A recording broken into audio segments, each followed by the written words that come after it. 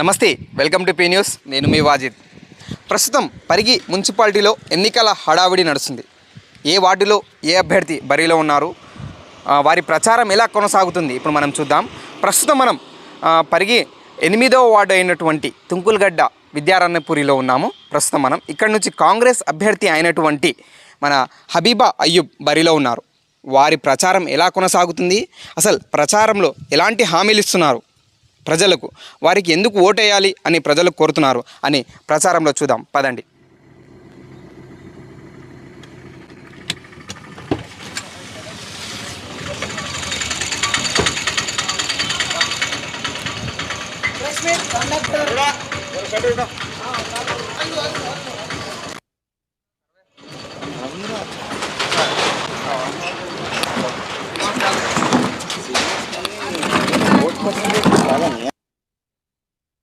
ప్రస్తుతం మనం 8వ వార్డు తుంకులగడ్డలో ఉన్నాం.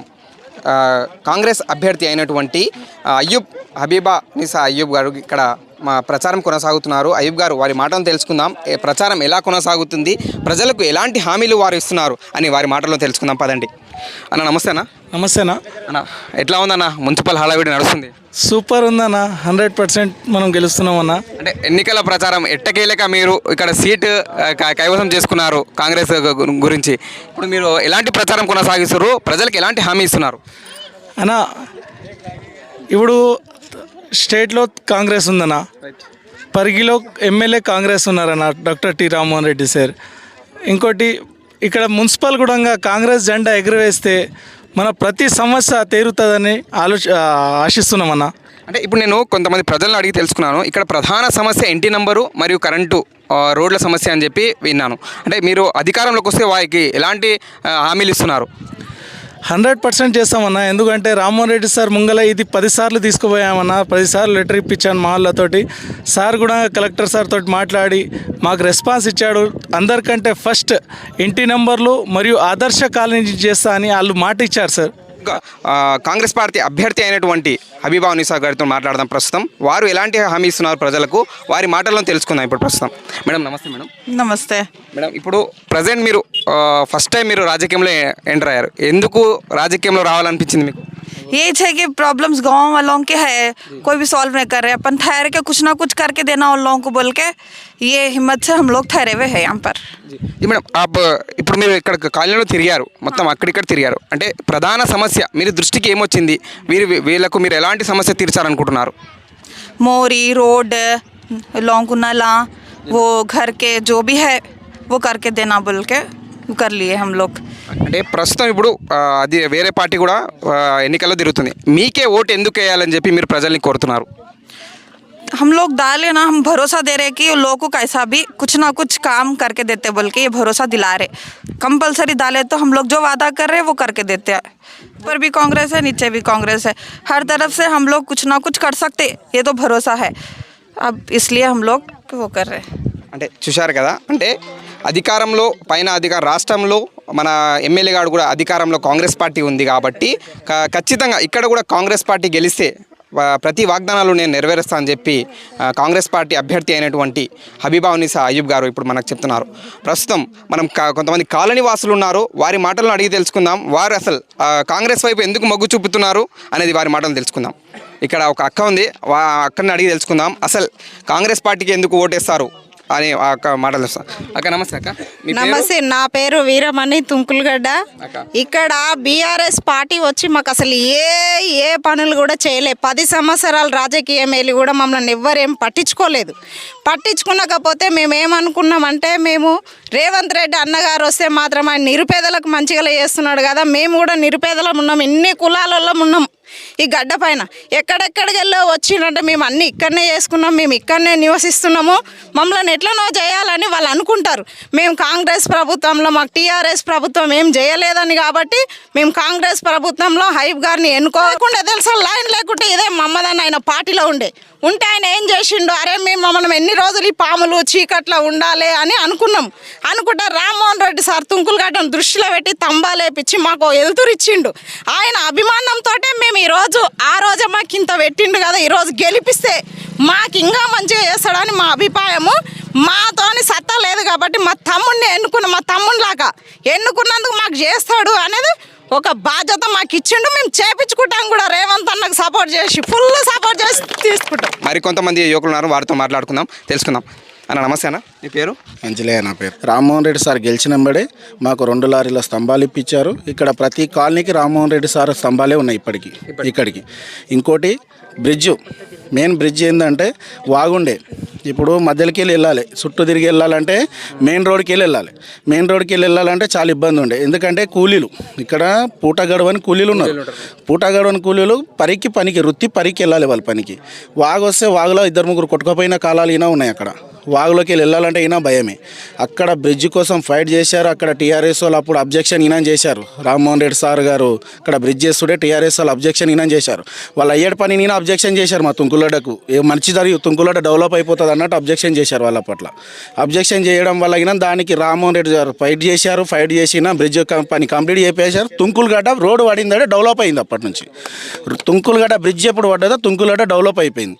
అప్పుడే మాట ఇచ్చారు, తుంకులగడ్డను ఆదర్శ ఖాళీ తీసుకుంటాం, ఖచ్చితంగా చేస్తాను నేను అని అప్పుడే రామ్మోహన్ రెడ్డి సార్ గారు మాట ఇచ్చారు. ఇక్కడ ప్రతి జెండాకు వస్తారు సార్ గారు, ప్రతి జెండా కార్యక్రమం ఇక్కడ చేపిస్తాం మేము ఆయనతోటి.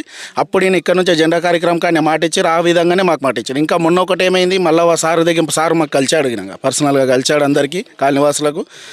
మున్సిపల్ ఎలక్షన్ అయిందాడే మీకు సయ్యద్ అయ్యూబ్ గారిని గెలిపించిన తర్వాత ఫస్ట్ ప్రిఫరెన్స్ తుంకులగడ్డకి ఇస్తామమ్మా మేము. ఫస్ట్ ప్రిఫరెన్స్ తుంకులగడ్డ, ఫస్ట్ శంకుస్థాపన ఫస్ట్ వరకు తుంకులగడ్డనే స్టార్ట్ చేస్తాం. అంటే ఇప్పుడు తుంకులగడ్డలో ఉన్నది మ్యాక్సిమం బీదోళ్ళే.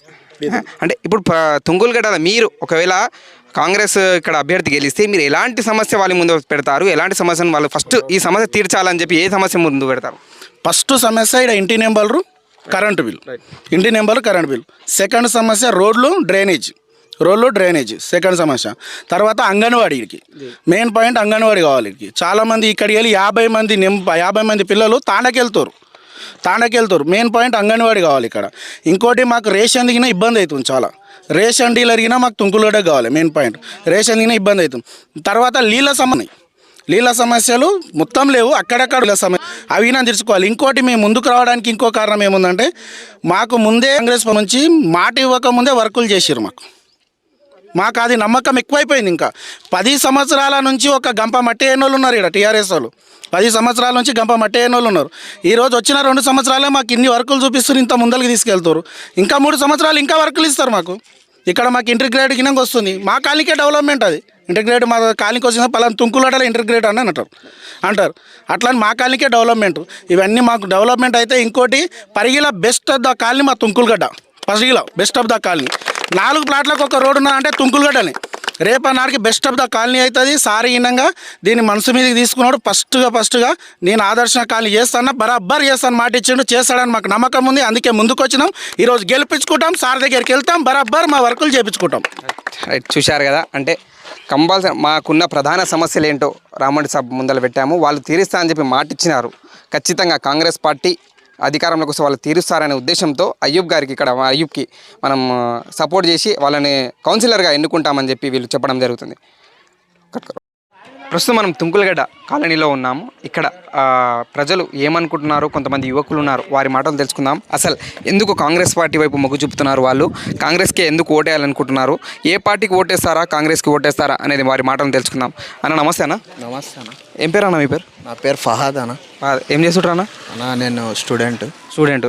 అంటే ఇప్పుడు పరిగి మున్సిపల్ ఎన్నికలు నడుస్తున్నాయి, హడావిడి నడుస్తుంది. ఇక్కడ 8వ వార్డుగా తుంకులగడ్డ ఎన్నుకోవడం జరిగింది. ఇప్పుడు మీరు ఏ పార్టీకి ఓటేస్తారన్న? మేమన్నా ఖచ్చితంగా కాంగ్రెస్కే వేయాలనుకుంటున్నాం. ఎందుకు కాంగ్రెస్కి అనుకుంటారన్న? కాంగ్రెస్కి ఎందుకంటే ఇప్పుడు కాంగ్రెస్ క్యాండిడేట్ అయ్యూబ్ భాయ్ నిలవడం జరిగింది. అవును. ఆయన ఎప్పుడు సమస్య వచ్చినా రాత్రి పగలు అనకుండా మాకు అందుబాటులో ఉంటాడు. ప్రతి సమస్యకు ముందుకు వస్తుంటాడు.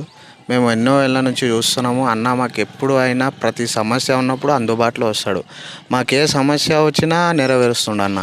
అందుకే మేము ప్రజలందరం ఒకటే మాట మీద ఉన్నాం. ఏంటంటే మేము అయ్యూబ్ అన్నకు గెలిపించుకోవాలని అనుకుంటున్నాం అన్న. అంటే ఇప్పుడు మీరు కాలేజీలో ఉన్నారు, స్టూడెంట్స్ ఉన్నారు. ఇక్కడ మీ స్టూడెంట్స్కి మీరు ఒక ఏదైనా ప్రధాన సమస్య చెప్తారా వాళ్ళ ముందర, అంటే అయ్యూబ్ గారి ముందర మాకు ఈ సమస్య ఉంది, స్టూడెంట్స్ అందరికీ ఈ సమస్య తీర్చగలరు అని చెప్పి ఏదైనా సమస్య ఉందా మీకు? అన్న మాకు ఇప్పుడు రాను ఇప్పుడు పిల్లలు ఉన్నారు. ఆ పిల్లలు చదువుకోవడానికి ఇక్కడ తండకు వెళ్ళాల్సి వస్తుంది.